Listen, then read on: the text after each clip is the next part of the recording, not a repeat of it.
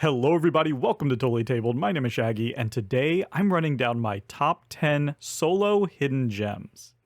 You can call them underrated or underranked, but for whatever reason, these are solo games that just don't get the love that I think that they deserve. Now I'm mostly basing this on gut instinct. My gut's doing a lot of the work here, but I like to have at least some data behind what I'm saying. So this time around, I've turned to the One Player Guild on BoardGameGeek.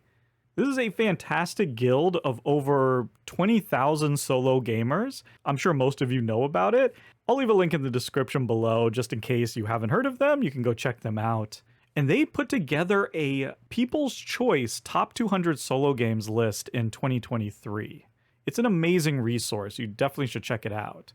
Over 1,100 people voted for over 1,700 unique games.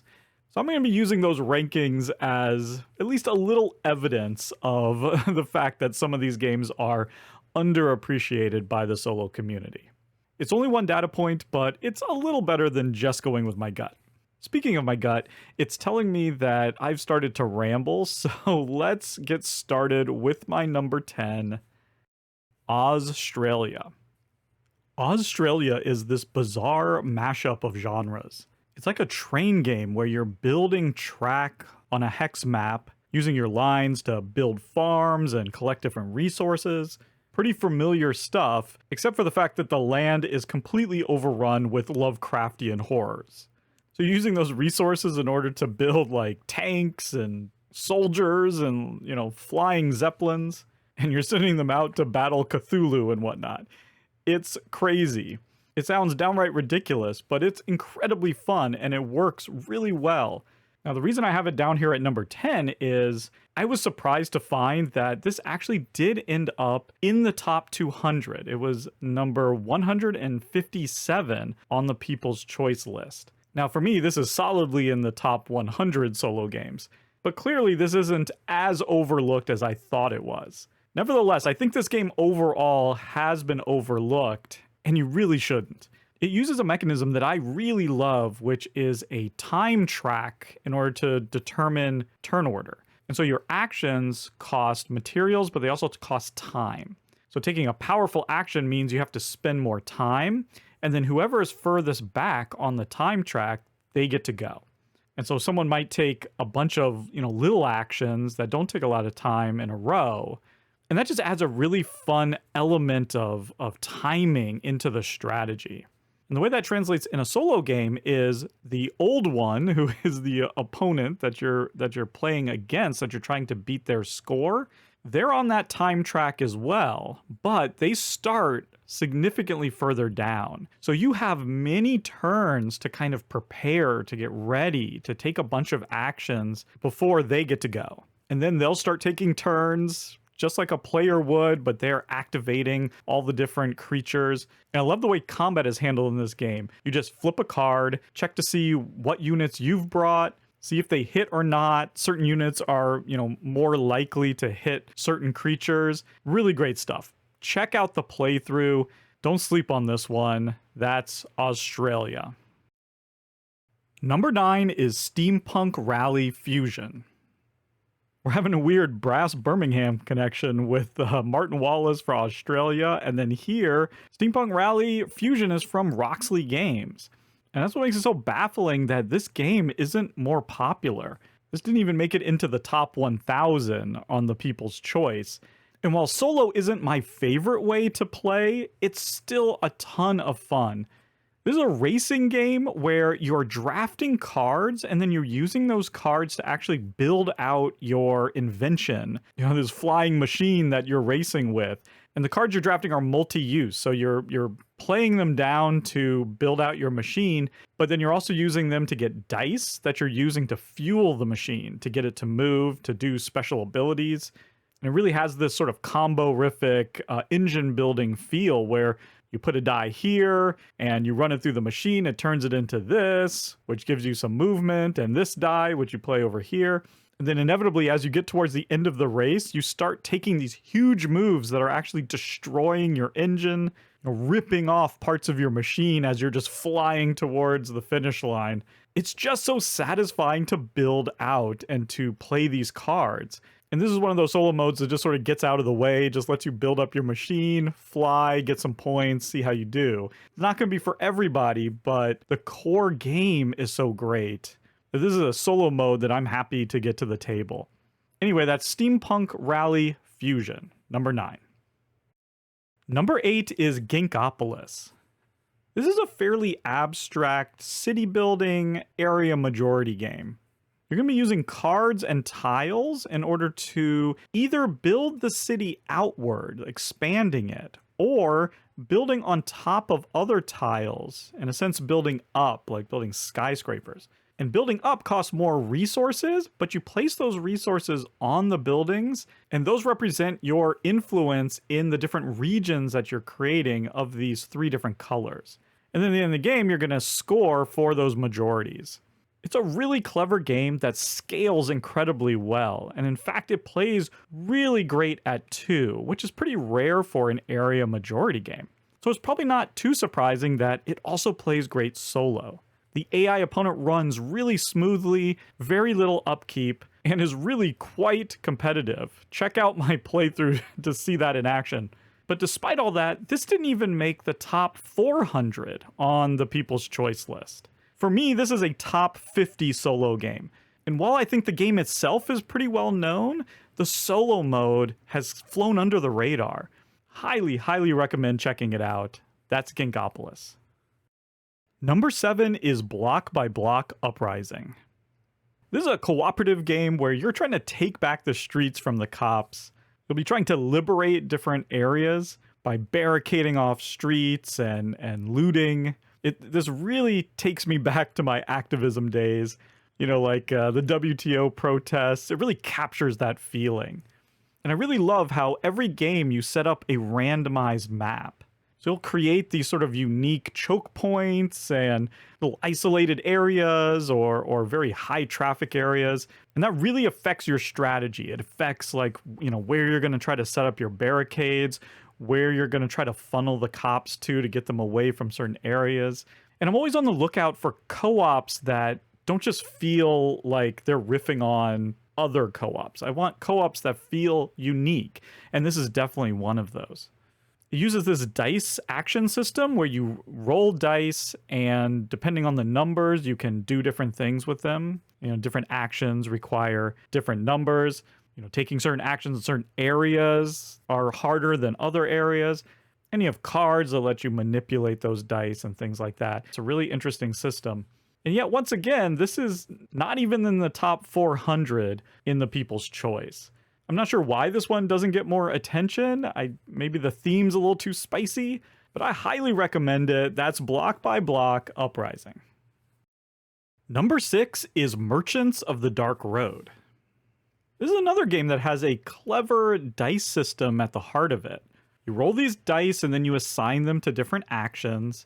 And it's got this kind of pick up and deliver theme, not so much mechanisms, but you're collecting contracts, you're getting people, you're getting goods, you're fitting these little goods kind of Tetris style in your little cart. And then you're heading down the dark road to these different locations to deliver these goods and fulfill these contracts, get the people where they want to go. It's one of the most beautiful and stunning productions I've ever seen for any Euro game. And while there are quite a bit of rules and there's a lot going on, it's not that complicated. And the solo mode is very well done with an AI that, uses a deck of cards. You flip over, take some actions. Once you've kind of figured out all the icons and stuff, it starts to make quite a lot of sense and flows really well. I just think that this is a really fun game, and apparently I at least feel like I might be in the minority on that. I know this game disappointed a lot of people. I heard a lot of that talk at the time, and I'm a little stunned by that. I really am. It wound up at 557 on the People's Choice Top 200, so well outside the top 200. Definitely go watch my playthrough of this. I even did a pretty extensive first impressions video. If you think it looks interesting from the playthrough, then I'd say give it a shot, because I really had a great time with Merchants of the Dark Road. Number 5 is Libertalia, Winds of Galecrest, which was the reprint of Libertalia by Stonemaier Games, which added a solo mode. Now, this isn't a game that you'd expect to get a solo mode because it's almost like a party game. All the players have the same set of like character cards that are numbered, and each character has a different special ability. So you have a small hand of these, and everyone in secret and simultaneously picks one of them and then reveals. And then they're ordered based on their number, and then you just resolve them from left to right. They do some various different wild actions, and everyone's fighting over these treasures, and you're trying to get, sets of maps and avoid some of the cursed items and things like that. But it's wild and crazy and swingy and really leans into the pirate theme where you can kill other people's characters and steal their stuff and all sorts of things. I was really excited to try the solo mode because it doesn't sound like it would work, but I think this is another example that the design space exists to create interesting solo modes. You have a little bit of information to go on, but you're also, having to take a risk. You're not exactly sure what your opponent's going to do. And then it's just a simple matter of flipping a card and sort of going through a kind of priority list. Pretty simple, pretty quick. And the solo opponent is satisfying to play against.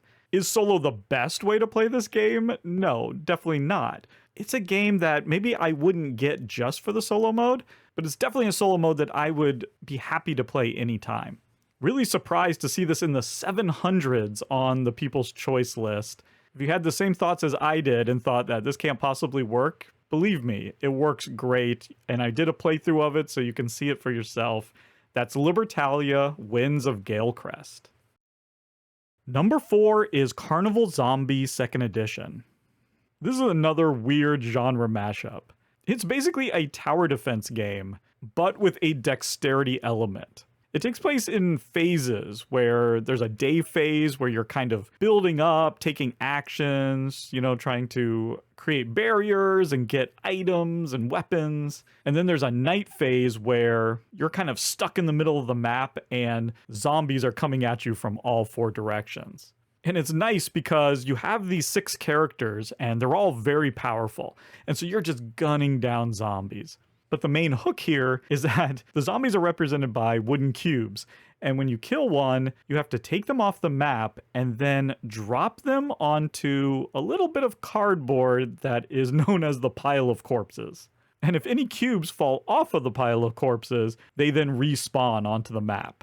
So at first it's pretty easy, you're just dropping the cubes on there, but you're killing so many zombies that the pile of corpses gets bigger and bigger. And it gets really hard to avoid knocking them onto the floor.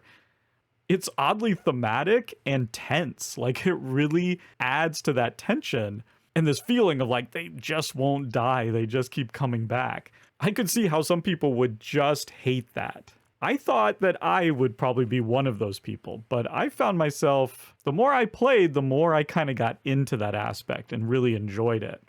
I think it works because the game doesn't take itself too seriously. The combat really has this kind of silly, over-the-top, action-y feel. And the artwork is stunning.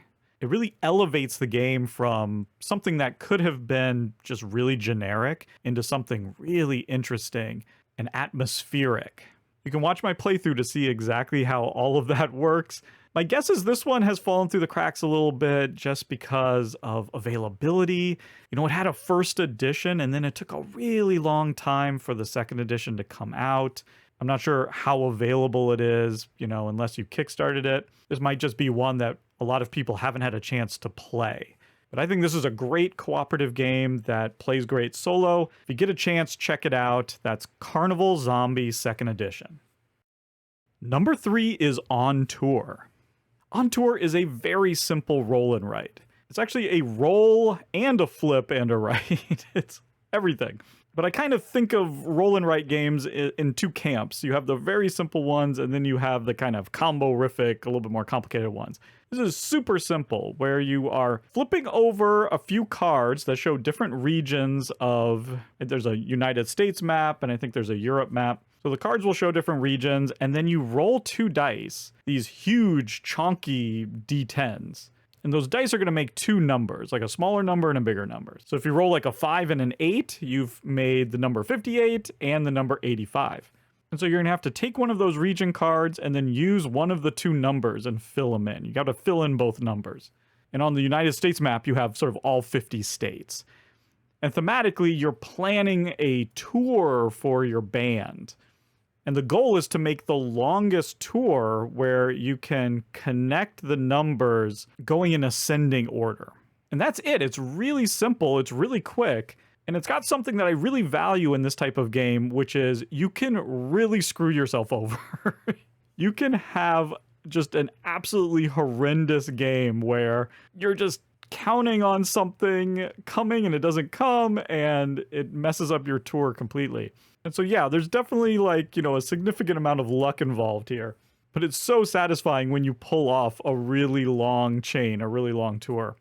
It's one of my favorite roll and writes, but it seems to have gotten lost in sort of the avalanche of roll and write games that have been coming out over the last few years.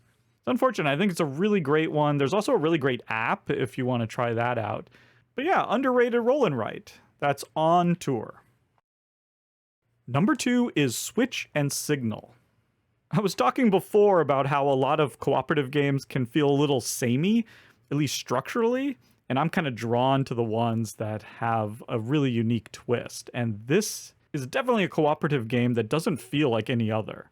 This is a cooperative pick up and deliver puzzle that is deceptively crunchy. You have these cities connected by these train lines that have signals coming into the city and switches along the rail. And you're just trying to move goods from like certain cities to other cities by spawning these trains that have 3 different speeds. And you're just playing cards to sort of move the switches around to create the paths for the trains to go down, move the signals so that they can get into the city, and just kind of manage the logistics so they don't run into each other or run into dead ends. And the trick is you just don't know how far the trains are going to move or when. So it's really nerve-wracking, and I think it's a great puzzle. I think maybe this one just doesn't sort of look very good, but it's from designer David Thompson of Undaunted fame and a ton of other stuff. There's some great design pedigree behind this one, and it really shows when you're playing. If you're a fan of puzzly games, you definitely need to check this one out, or at the very least, check out my playthrough. That's Switch and Signal. And my number 1 hidden gem of a solo game is Hit Z Road. I began this list with an oddball Martin Wallace game, and I'm going to end the list with another one. Hit Z Road is a mashup of zombie survival game with one of the most brutal auction systems I've ever played. Now, it should be clear, that's in multiplayer. This game plays very different as a solo game. See, what you're auctioning is location cards. Thematically, you're driving across the country to get away from the zombies. And every player is going to take a different path, and that's what these cards represent. And so at some of the locations, it'll be completely zombie-free, and there'll be a bunch of resources that you can get, and other places will be crawling with zombies.